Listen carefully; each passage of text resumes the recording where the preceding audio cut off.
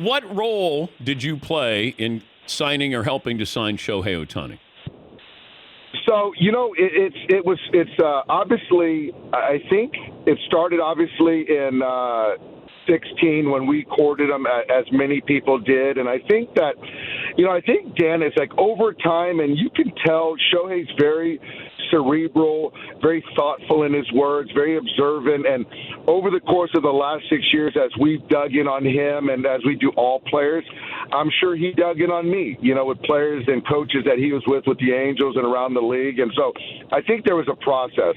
As far as kind of the shorter term, near term, it was the meeting that we had and kind of finalizing some things and talking about what day-to-day life would look like as a Dodger. And for me, certainly with my Japanese heritage, my background, we have a great connection. And Mike Trout and I have a good connection. And Dino Ebel, who was a coach over there. So I'm sure that Shohei did his due diligence with me. So honestly, Dan, we hit it off really well, and he just kind of wanted to see how things are going to be. So I feel really good about where we're at and continuing to build that relationship going forward.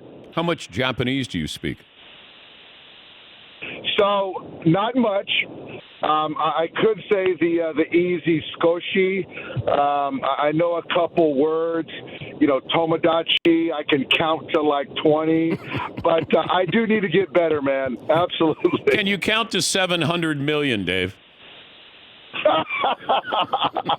Absolutely not. What about that iconic historical contract? But the thing about that, though, Dan, which is great, is that this is something that Shohei and Nez brought to the Dodgers. And even Andrew said, I wouldn't have had the guts to present some type of structure like that to a player.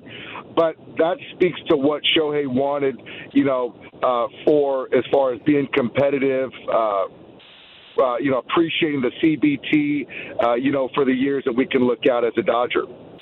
As far as, pitching's off the table this year, what position is Shohei going to be playing, do you think, on a regular basis?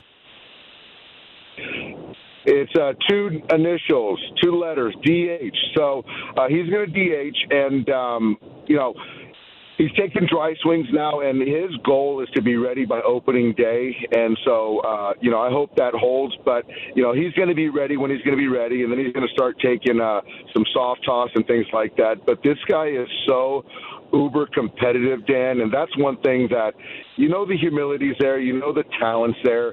But I really didn't appreciate the real drive. And I saw that documentary that he had and how thoughtful he was. So, he'll be ready at some point as far as the hitting, and then the pitching is going to be picked up next year. You're planning on him being a two-way player after this year?